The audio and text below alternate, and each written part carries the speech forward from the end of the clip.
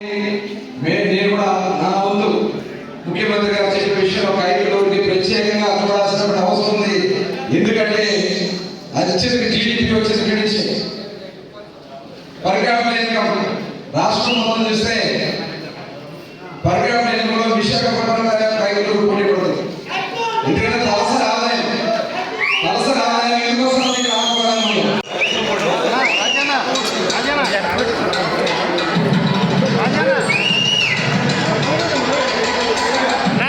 కొంచెం వెనక పెట్టండి ఫోన్లు.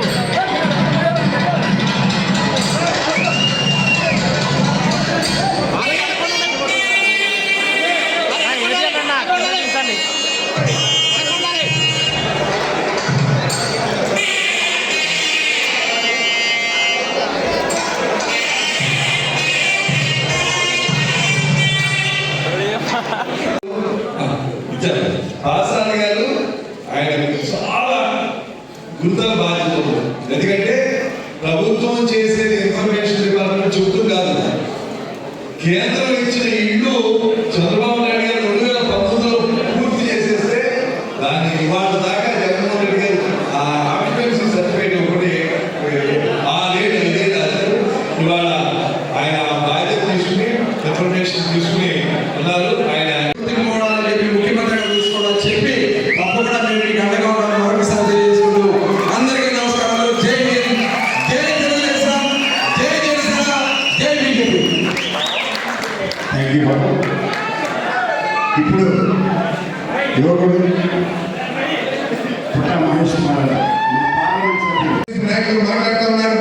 వాళ్ళకి ఎంతసేపు ప్యాంట్లు, డ్రాయర్లు, బన్నీలు, చొక్కాలు విషయం చెప్తే అంతకు మించి మాట్లాడలేని, అంతకు మించి స్థాయి లేని పార్టీగా ఈరోజు వైఎస్ఆర్ కాంగ్రెస్ పార్టీ పనిచేస్తుందని చెప్పేసి మనం చేస్తాను. ఎంతసేపు మాట్లాడితే ఆ ప్యాంటు ఏదో చంద్రబాబు నాయుడు గారు అంటే అబద్ధానికి ప్యాంటు షర్టు చేస్తాయి అంటే ఒక్కంతా కూడా ప్యాంట్లు, డ్రాయర్లు, చీరలు ఇవే చెప్తే ఈ రాష్ట్ర అభివృద్ధి గురించి కానీ రాష్ట్ర సమస్యల గురించి అవగాహన లేని పార్టీ అని చెప్పేసి ఇలా చెప్తా ఉన్నారు. చంద్రబాబు నాయుడు గారి పోలవరాన్ని పూర్తి నాశనం చేశారని చెప్పేసి వచ్చే ఒప్పుకుందాం ఆ పార్టీ వాళ్ళ మాటలు కూడా. ఎందుకు తీసేయాలి? ఆ చంద్రబాబు నాయుడు గారు 5 సంవత్సరాలు అధికారంలో ఉంటే దాదాపు 70% పోలవరం ప్రాజెక్టుని పూర్తి చేశారు 5 సంవత్సరాలు. మరి మీరు చంద్రబాబు నాయుడు గారి కంటే మెరుగ్గా పనిచేశారని భావన ఉంటే మీకు, మీరు 5 సంవత్సరాలు ఆ ప్రాజెక్టుని పూర్తి చేసి విద్యుత్ ప్రాజెక్టు కూడా పూర్తి చేసి ఆ నీళ్లు కృష్ణా జిల్లాకి అదేవిధంగా విశాఖపట్నంకి ఇస్తే మేము పూర్తి చేశామని చెప్పుకునే అవకాశం మీకు ఉంటుంది. కానీ కేవలం చంద్రబాబు నాయుడు గారు 5 సంవత్సరాల్లో 70% పైన పూర్తి చేస్తే ఈ ప్రభుత్వం చేసింది ఏంటో తెలుసా? కేవలం 10% పనులు మాత్రమే పూర్తి చేసింది. 10% పనులు పూర్తి చేయడమే కాదు, ఆ ప్రభుత్వం చేసిన పాపాల మూలంగా, ఆ స్వార్థంతో ఆ ప్రభుత్వం చేసిన పనుల మూలంగా ఈరోజు 4 సంవత్సరాలు పట్టిన పరిస్థితి పోలవరం పూర్తి చేయడానికి వచ్చిందని చెప్పేసి అందరికీ మనం చేస్తాను. ఒక ముఖ్యమైన కట్టడం ప్రాజెక్టు నిర్మించేటప్పుడు ఒక బాధ్యత కలిగిన ప్రభుత్వం భవిష్యత్తు 100 సంవత్సరాలకి ఆ ప్రాజెక్టు ఉండాలనే ఆలోచన లేని ప్రభుత్వం కేవలం తనకు కావాల్సిన కాంట్రాక్టర్ కోసం సంవత్సరం ఆ ప్రాజెక్ట్ని అడిగి ఉదయం వల్ల ఒక ముఖ్యమైన భాగం డ్యామేజ్ అయిపోయి ఈరోజు అది ఈ దృష్టికి వచ్చిందని చెప్పేసి మనం చేస్తాం. సిగ్గు లేకుండా ఇంకా మరి వైఎస్ఆర్సీపీ ఏదో మాట్లాడుతుంటే మీరు అర్థం చేసుకోండి. వారికి ఇంకా బుద్ధి వచ్చి కనపడ తొడల కొట్టిన వాళ్ళందరి తొడలి ప్రజలు పగలగొట్టేశారు. ఎవరైతే పిచ్చి పిచ్చి వాళ్ళు వాడారో వాళ్ళ నాలుగు కూడా మోసేశారు ప్రజలు. మీరు ఇంకా బుద్ధి తెచ్చుకోకపోతే మీకు పుట్టగతులు ఉండవని కూడా ఈ సందర్భంగా మనం చేస్తూ, మరి కాంగ్రెస్ శ్రీనివాస్ గారు చాలా పెద్ద మనిషి, పెద్ద వ్యక్తి, ఒక మంచి ఆలోచన వ్యక్తి. ఆయన నాయకత్వంలో కైకూరులోని అక్వారైతుల సమస్య కానివ్వండి, కైకూరులోని ఎస్సీ బీసీల సమస్య కానివ్వండి, కైకూరులోని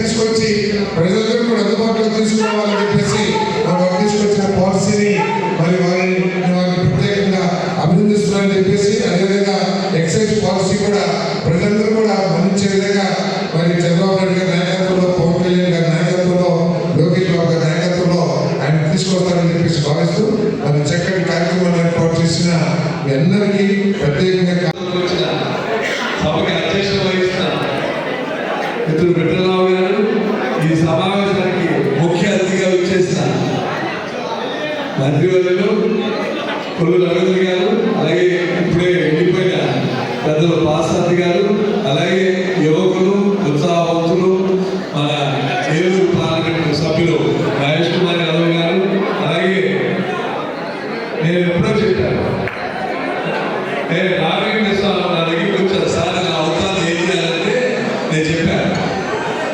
రాష్ట్రంలో సెకండ్ హీరో ఎవరంటే కొడాలి నాని ఓడించినాడు, సెకండ్ హీరో ఉంటాడని చెప్పాను. నేను దాంట్లో నీకు అవకాశం వస్తే నువ్వు లేకపోతే నువ్వు సహకరించాలంటే అలాగే సహకరించాడు.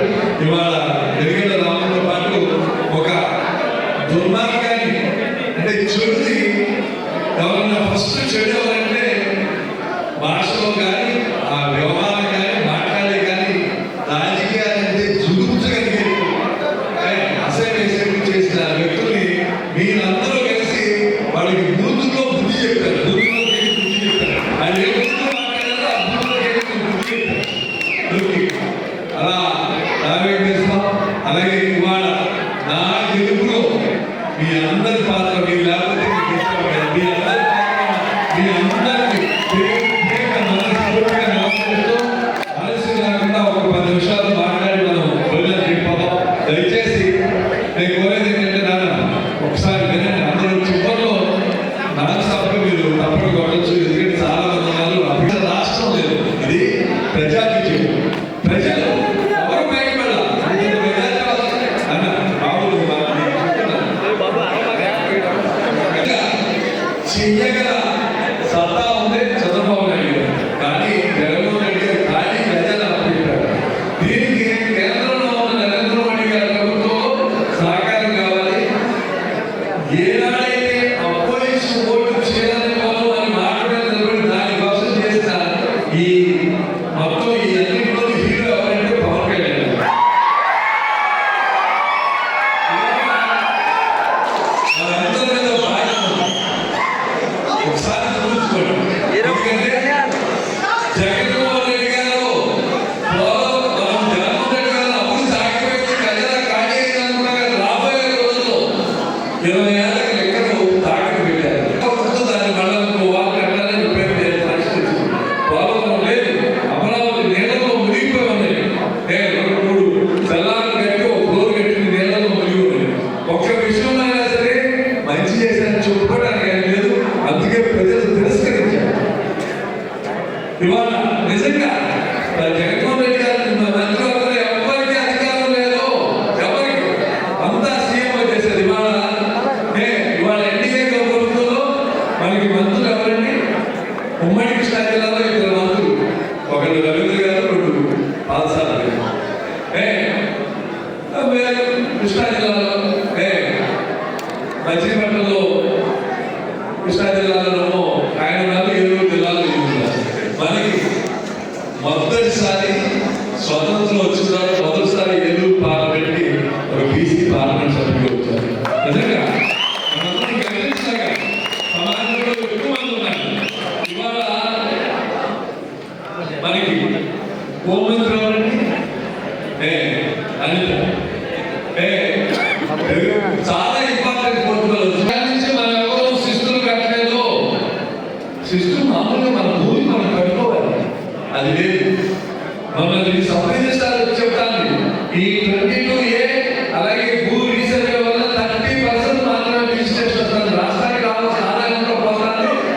అప్పులు చేసి రాష్ట్రం కదా ఇలా 14 లక్షల కోట్ల రూపాయలు మనం రాష్ట్రం తెలవక జరిగిన ఒక తప్పు వల్ల ఎన్ని ఏళ్ళు వెనక్కి వెళ్ళిపోయాం ఆలోచించారు. ఇవాళ మనం అయ్యే విషయాలు అలాగే మాట్లాడుకుంటే అయితే ఇంకా పాత గవర్నమెంట్ జగన్మోహన్ రెడ్డి గారు ఏం చేశారు, ఎమ్మెల్యే గారు ఏం చేశారు,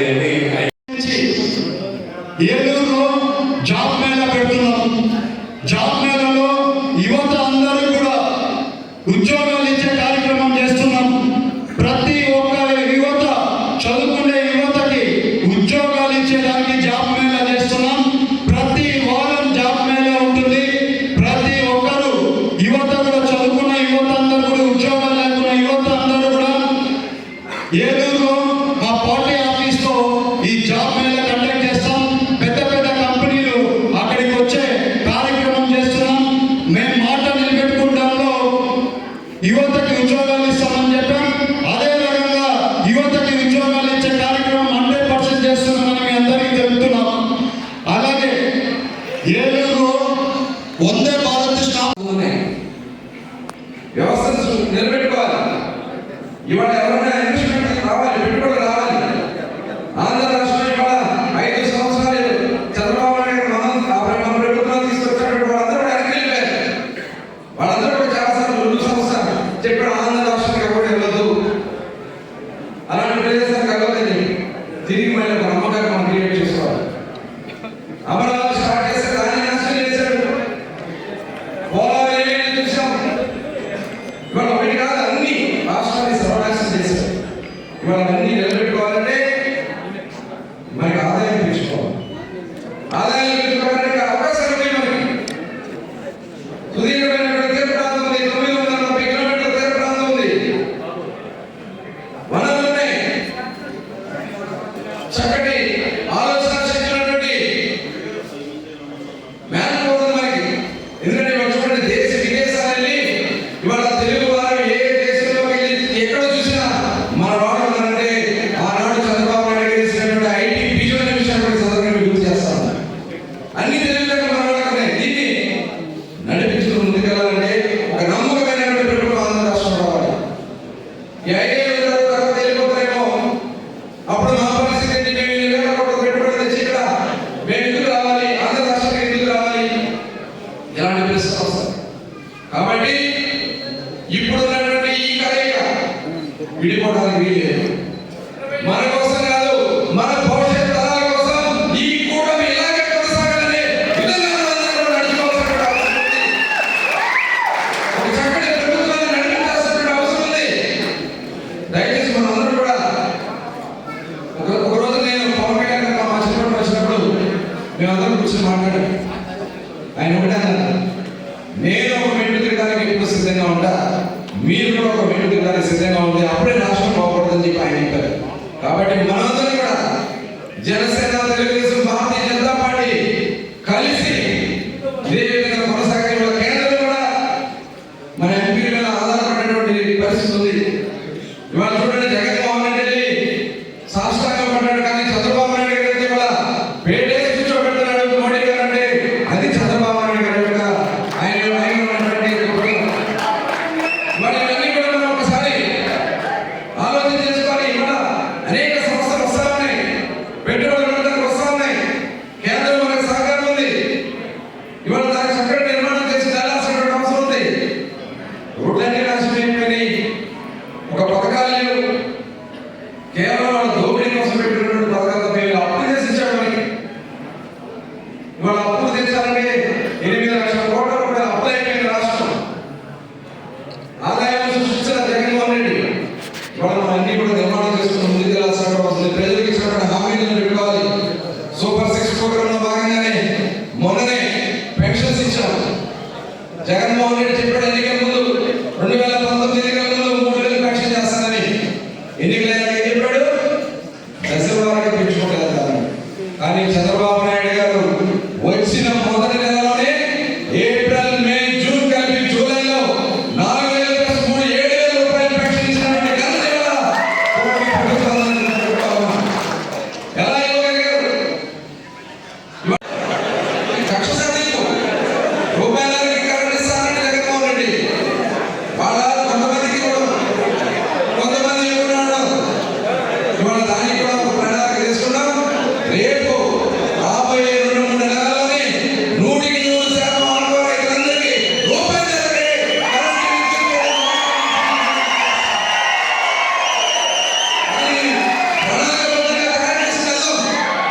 ప్రతి ఒక్కరికి చేద్దాం. జగన్మోహన్ రెడ్డి చెప్పాడు, పార్టీని చూడడం, కులాలు చూడడం, మతాలు చూడడం, చూసిందని మన ప్రభుత్వంలో పార్టీని చూడడం, కులాలు చూడడం, మతాలు చూడడం, ప్రతి ఒక్కరికి రద్దు చేయడం విధంగా మనం కార్యక్రమాలు చేసుకుని ముందుకెళ్దాం.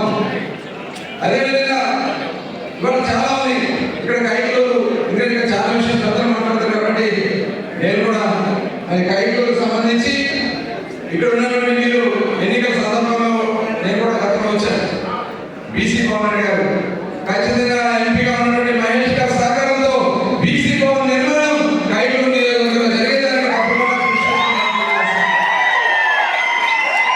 అదేవిధంగా చక్కటి పర్యాటక కేంద్రాన్ని అభివృద్ధి చేయొచ్చు.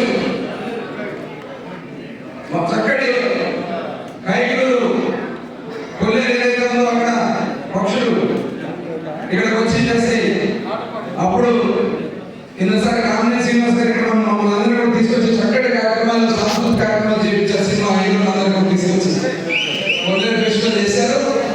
ఖచ్చితంగా రేపు కొల్లేరు ఆటపాకని ఖచ్చితంగా దాన్ని ఒక టూరిజం ప్లేస్ కింద డెవలప్మెంట్ చేసే దాంట్లో ప్రభుత్వం నుంచి పూర్తి స్థాయిలో సహాయ సహకారాలు ఆ కార్యక్రమాలను మనం ఏర్పాటు చేస్తున్నాం. ఇవాళ కైకలూరు కుదింపు సమస్య ఉంది. ఇది ఎప్పటి నుంచో ఉన్నటువంటి సమస్య. ఇవాళ కేంద్ర ప్రభుత్వం కూడా మన సహకారం ఉంది. కేంద్ర ప్రభుత్వం ఏదైతే మన మెయిన్ పార్టీలో దాంట్లో కామినేని శ్రీనివాస్ గారు ఉన్నారు. ఖచ్చితంగా కైకలూరుకి సంబంధించినటువంటి ఈ కుదింపులో శాశ్వత పరిష్కారం రాబోతుందని కూడా ఈ సందర్భంగా మంచి రోజులు రాబోతుందని తెలియజేస్తా ఉన్నా. మనందరం కూడా ఐక్యమత్యంగా ముందుకెళ్దాం. ఇవాళ నేను అభినందన సభ కాను. ఈ గెలుపు మాధవ్ మీలో కాదు, ఇది అందరిది సమిష్టిగా గెలిపింది. దీన్ని ప్రతి ఒక్కరు కూడా ఆస్వాదిద్దాం. ప్రతి ఒక్కరు కూడా ప్రజలకి చేయగలిగినంత చేద్దాం. ఇవాళ మంచి నాయకత్వం ఉంటుంది. దాన్ని ఐకమత్యంగా ముందుకు తీసుకెళ్లాలని మరొకసారి కోరుకుంటూ ఇవాళ కామినేని శ్రీనివాస్ గారు 70 ఏళ్ల వయసులో మళ్ళీ కైకలూరు అభివృద్ధి పనులు నడిపించడానికి ఆయన బాధ్యత తీసుకున్నారు. ఆయనకి అన్ని విధాల సహాయ సహకారాలు అందిస్తారని నేను అడుగుతున్నా. సిద్ధంగా ఉన్నారా మీరంతా? ఎందుకంటే చాలా ఈ ప్రాంతంలో రోడ్డు కానీ చాలా పెద్దది ఉంది. చాలా ఎందుకంటే ఎలక్షన్స్ కైకలూరు నుంచి నిలబెట్టినటువంటి కామినేని శ్రీనివాస్ గారికి, అదేవిధంగా మరి ఎక్కడి నుంచో వచ్చినా తెలుగుదేశం పార్టీకి మొట్టమొదటి నుంచి తోడుగా నిలబడినటువంటి కుటుంబం యనమల రామకృష్ణ గారు. అదేవిధంగా పుట్టా సుధాకర్ గారు పార్టీకి అండదండలు ఎప్పుడు ఇచ్చారు. మరి ఈరోజు ఏలూరు పార్లమెంట్ అభ్యర్థిగా పంపిస్తే దాదాపు 1,80,000 ఓట్ల మెజారిటీతో గెలిపించుకున్నటువంటి మహేష్ గారు, అదేవిధంగా మరి మన గుడివాడ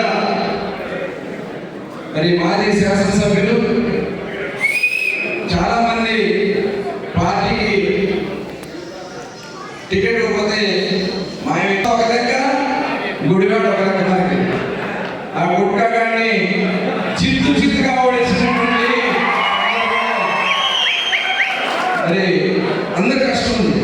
ఎందుకంటే ఒకసారి మీ అందరికీ మనం వాళ్ళకి ఏం చేసాము, 4 రోజులు అయిపోయింది అని మీరు అనుకుంటారు. గెలిచేసాం, కష్టంతో గెలిచాం, బాధతో గెలిచాం. ప్రతి ఒక్కరూ కష్టపడ్డారు, కేసులు పెట్టించుకున్నారు. చివరికి మన నాయకుడు నారా చంద్రబాబు నాయుడు గారు కూడా అరెస్ట్ చేసి 53 రోజుల పాటు జైల్లో పెట్టించినటువంటి దుర్మార్గుడైనటువంటి వ్యక్తి జగన్మోహన్ రెడ్డి. ఇవాళ ఈ గెలుపు అనేది ఒక చరిత్రలో చిరస్థాయిగా నిలబడే గెలుపు ఆంధ్ర రాష్ట్ర ప్రజలు మనకి ఇచ్చారు. ఇవాళ పవన్ కళ్యాణ్ గారు మనందరూ కూడా గట్టిగా ఆయన ఒకసారి అభినందించుకోవాలి. పవన్ కళ్యాణ్ గారు మరి ఆయన ఎంత ఒత్తిడి చేసినా, ఆయన ఎన్ని రకాలుగా ఆయన్ని హ్యూమిలేట్ చేసినా, రెచ్చగొట్టినా, కులం పేరు పెట్టి లేకపోతే కుటుంబం పేరు పెట్టి ఆయన వ్యక్తిగత జీవితం గురించి అనేక రకాలుగా మాట్లాడినా నీతిగా నిలబడ్డారు. ఇవాళ ఈ గెలుపు ఆయన కూడా భాగస్వామ్యం ఉంది. అలాగే ఇవాళ కేంద్రం భారతీయ జనతా పార్టీ ఈరోజు మనకి ఈ 3 పార్టీల గెలుపు అనేది చరిత్రలో ఇప్పటివరకు ఎక్కడ ప్రపంచంలో 95% మ్యాండేట్ ఇచ్చినటువంటి పార్టీ ఏదైనా ఉందంటే తెలుగుదేశం, జనసేన, భారతీయ జనతా పార్టీ గుర్తుపెట్టుకోవాలి.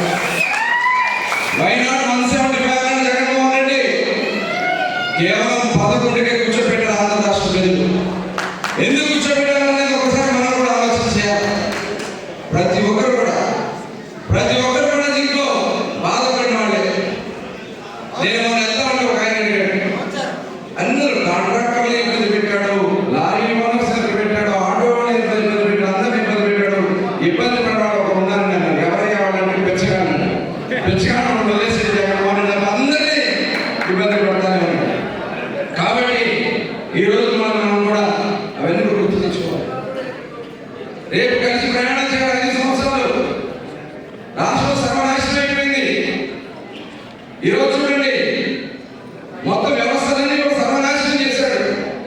ఉద్యోగస్తులు, వ్యాపారస్తులు, కార్మికులు, ఆడబిడ్డలు, యువత నిర్వీర్యం చేసే విధంగా కార్యక్రమాలు చేశాడు. ఒక పక్క గంజాయి, ఒక పక్క బ్రాండ్లు, పరికరాన్ని బ్రాండ్లు తీసుకొచ్చి బ్రాండ్లు పెట్టి అవన్నీ కూడా జీవితాంతం అంటున్నాడు. కొన్ని విద్యా వ్యవస్థలు చేశారంటే స్కూల్ మెట్రిక్ పెట్టుకో ఎయిడెడ్ స్కూల్స్ నాశనం చేశారు. చదువుకున్న ఉద్యోగాలు లేవు. ఎక్కడ ఒక్కడికన్నా ఉద్యోగం గత ప్రభుత్వంలో రాగలిగింది కదా. ఇవాళ చంద్రబాబు నాయుడు గారు వచ్చి పెట్టినటువంటి మొట్టమొదటి సంతకం మెగా డిఎస్సి. అది చంద్రబాబు నాయుడు గారి నాలుగు లేడు. ఇవాళ దాన్ని కూడా రీఇన్సిగేట్ చేసి కొల్లేరు టూరిజం మీద డెవలప్ చేయడానికి కూడా కృషి చేస్తానని మీ అందరికీ చెప్తున్నాం. ఇవాళ కొల్లేరులో ఇప్పుడే మినిస్టర్ గారు చెప్పినట్లు యూనిట్ రేటు 1.5 ఇచ్చేదానికి 100% చేస్తామని మీ అందరికీ చెప్తున్నాం. అలాగే మీ ట్రాన్స్ఫార్మర్లు కూడా, కొత్త ట్రాన్స్ఫార్మర్లు కూడా 4 లక్షల రూపాయలు వస్తున్నాయి. దాని గురించి కూడా చంద్రబాబు నాయుడు గారితో మాట్లాడడం జరిగింది. అది కూడా దాన్ని కూడా సబ్సిడీలు వచ్చేట్లు కూడా మాట్లాడడానికి కృషి చేస్తున్నాం. దాని గురించి కూడా వచ్చే రోజుల్లో మీ అందరికీ చెప్తామని మీ అందరికీ చెప్తున్నాం. మీరు ఒక్కసారి ఎప్పుడు కూడా జగన్మోహన్ రెడ్డి గెలవడానికి అతనే కారణం, అంటే 19లో గెలవడానికి అతనే కారణం, ఓడిపోవడానికి కూడా అతనే కారణం. ఇవాళ మన సీఎం గారు ఢిల్లీ వచ్చారు. ప్రతి ఒక్క మినిస్టర్ కలిసాము, ప్రతి ఒక్క సెక్రటరీ వచ్చారు అక్కడికి. వాళ్ళందరూ చెప్పేది ఏంటంటే ప్రతి ఒక్కటి సెంట్రల్ నుంచి రావాల్సిన నిధులన్నీ కూడా పంపించారు మన రాష్ట్రానికి. ఆ నిధులు ఎక్కడికి పోయినా ఎవరికి తెలియదు. సెంట్రల్ కంప్లైంట్ చేసేది ఏంటంటే మేము నిధులు పంపించామంటే దానికి లెక్కలు రాలేదు. అది ఏంటి అంటే ఈ జగన్మోహన్ రెడ్డి గవర్నమెంట్లో ప్రతి ఒక్కరు కుక్కల్లాగా మేసి తిన్నారు. ఎట్లా అంటే రాష్ట్రాన్ని 20 ఏళ్ళు వెనకాలకి దొబ్బేశారు. ఇవాళ ఎంతో ఇబ్బందులు ఉన్నాయి రాష్ట్రంలో. ఇవాళ పోలవరం డ్యామ్ ఉంది. ఇవాళ పోలవరం ప్రాజెక్ట్ కట్టాలంటే 63,000 కోట్లు అవసరం ఉంది. ఇవాళ పోలవరం ప్రాజెక్టులో డైఫామ్ వాల్ ఉంది. ఆ డైఫామ్ వాల్ ఫుల్ డ్యామేజ్ అయిపోయింది. ఆ రోజు డైఫామ్ వాల్ 400 కోట్లతో కట్టారు. ఇవాళ అదే డైఫామ్ వాల్ మళ్ళీ కొత్తది కట్టాలంటే 900 కోట్లు చిల్లర అవుతుంది. అదే డైఫామ్ వాల్ ఆ మిస్టేక్ ఏం చేశారంటే ఈ రివర్స్ టెండరింగ్ అని చెప్పి 19 అయిపోయినాక రివర్స్ టెండరింగ్ లో వేరే కాంట్రాక్ట్ ఇచ్చారు. దాని ముందు నవయుగ అనే ఒక కాంట్రాక్ట్ ఉండేటోడు. ఆ కాంట్రాక్టర్ మార్చి కాంట్రాక్టర్ ఇచ్చారు. 2020లో వరదలు వచ్చాయి. వరదలు వచ్చినాక ఆ కాఫర్ డ్యామ్ అంతా కొట్టుకొని పోయింది. ఇవాళ ఏమంటున్నారంటే ఆ కాఫర్ డ్యాము 2019లో మనం పని చేస్తే మనం వదిలేసిపోతే కాఫర్ డ్యాము పోయిందని ఇవాళ చెప్తున్నారు. మీ అందరికీ ఒక నిజాలు చెప్పాలి. పోలవరం డ్యాము ఎంత మంచి డ్యామ్, ఎంత ఇంపార్టెంట్ ప్రాజెక్ట్ అంటే అంత ఇంపార్టెంట్ ప్రాజెక్ట్. ఒక్క రోజు ఆ రోజు జగన్మోహన్ రెడ్డి అక్కడికి పోలేదు. ఎక్కడికైనా ఒక పని చేయలేదు. ఇవాళ విమర్శలు చేస్తున్నారు. అప్పుడే ఇంకా గెలిచి 1 నెల కాలేదు, అప్పుడే విమర్శలు చేస్తున్నారు. ఇవాళ పోలవరం డ్యామ్ 2 సీజన్లో డైఫామ్ వాల్ కట్టడానికి కూడా ప్రిపరేషన్ చేస్తున్నాం.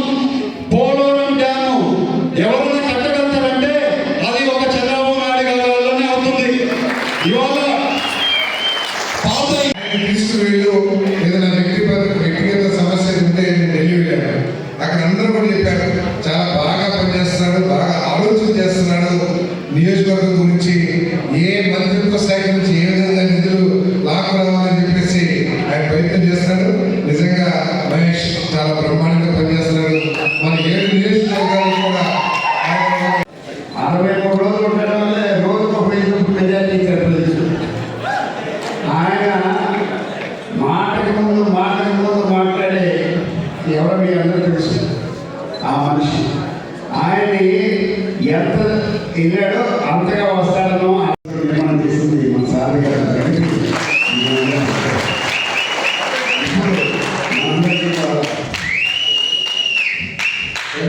మధ్యలో తమ్ముడు మహేష్ వచ్చారు. యువకుడు